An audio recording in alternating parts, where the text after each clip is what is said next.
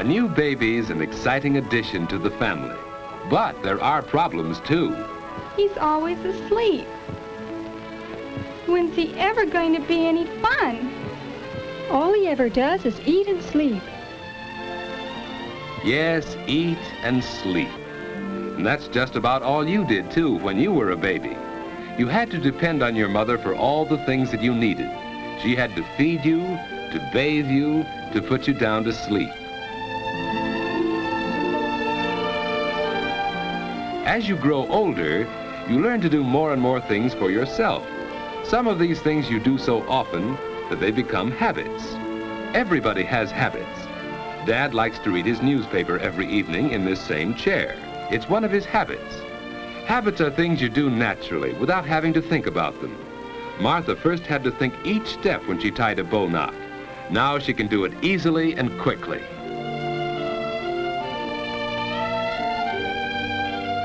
Regular habits make daily living much easier since they help us do things without having to think about them. Some of the habits you learn now may stay with you all your life. All right, children. It's time to get ready for bed. I'm almost through with this chapter, Mother. It's time for bed, Susie. You go right to sleep now. Getting ready for bed at a regular time is one of the most important habits you can learn. A quiet hour or two before bedtime is part of this habit. It makes you feel relaxed and sleepy, ready for bed.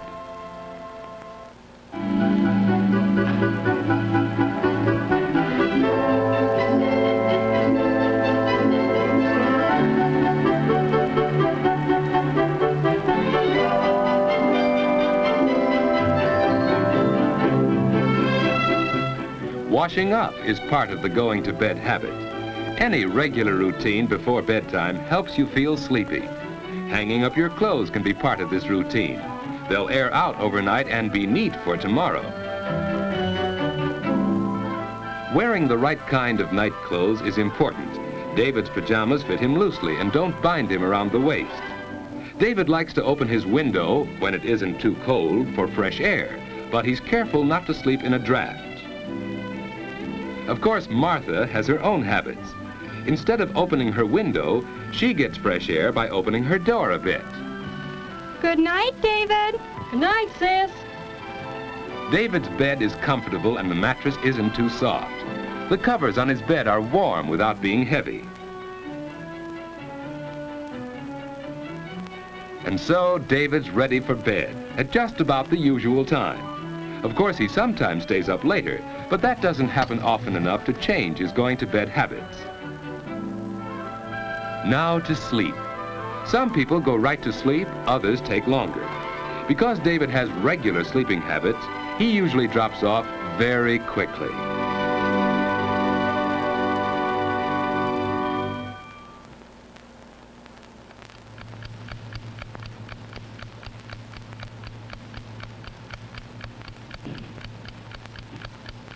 David has probably never stopped to think what a wonderful thing sleep is. In sleep, the muscles of the body are relaxed. It's the most perfect way to relax that we have. Our breathing is slower and deeper when we sleep. The body's temperature is lower. Even the heart beats more slowly. The whole body is resting. To rest all our muscles, we turn in our sleep. Some people turn often, others not so often, but we all do it. It's a normal part of sound, healthy sleep.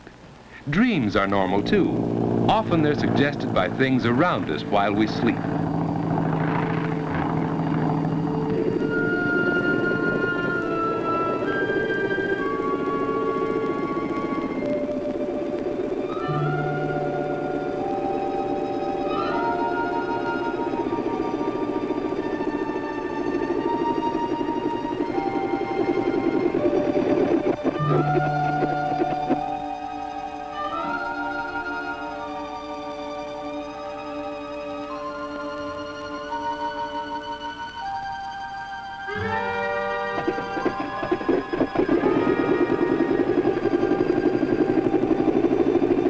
Dreams don't seem to make much sense, do they?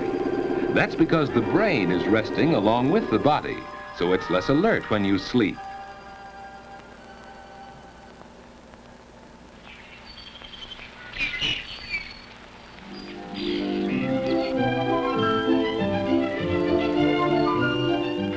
After a good night's sleep, you usually wake up easily and naturally.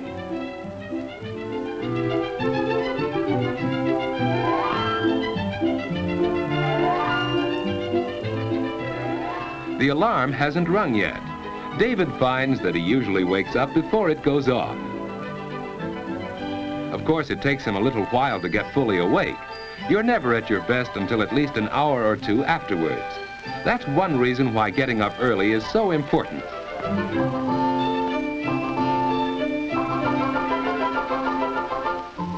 There's plenty of time for breakfast, too. Breakfast is an important meal that shouldn't be missed. If you usually go to bed early enough, you usually wake up early, too. You can start the day in a pleasant, unhurried way.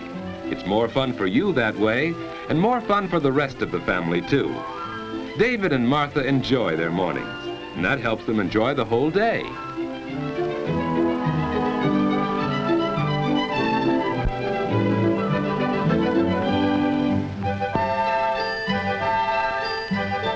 As the day goes on, you get more and more value from your regular sleeping habits. Plenty of sleep helps you to be bright and alert to the very end of the day. But what about bad sleeping habits? George just doesn't get enough sleep. And now in the afternoon, he's tired. It's hard for him to pay attention in class. When the teacher calls on him, George just can't seem to remember things that he really ought to know. George doesn't realize it, but his main trouble is bad sleeping habits. Last night, for instance... No, Muggsy. Don't rub me out. I didn't do it. Honest, I didn't. No rat's gonna squeal on me. You know too much, Limpy. You know I wouldn't sing, Muggsy.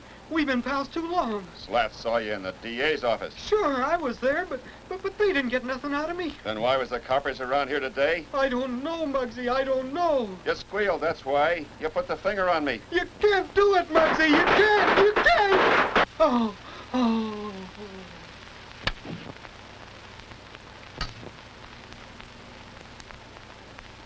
Yes, George has bad sleeping habits. And even when he finally does get into bed, he finds it hard to go to sleep. That's because he hasn't formed the habit of going to sleep at a regular time each night.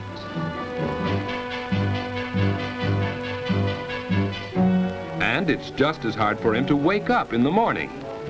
George! George!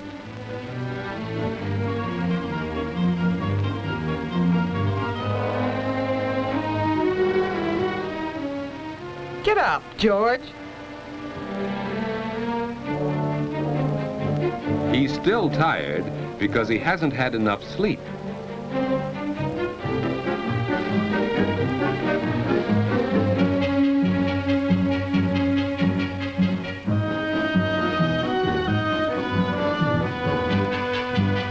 Hey, Mom, where are my books? On the mantel, dear. George, close the door. The morning starts badly, and the whole day goes badly when you get too little sleep too often.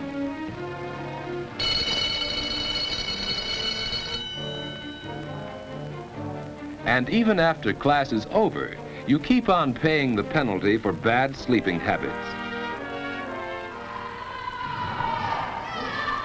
You don't have much fun when you're tired and low in energy.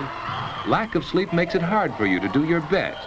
You just can't seem to get into the game and have fun the way the other fellows do.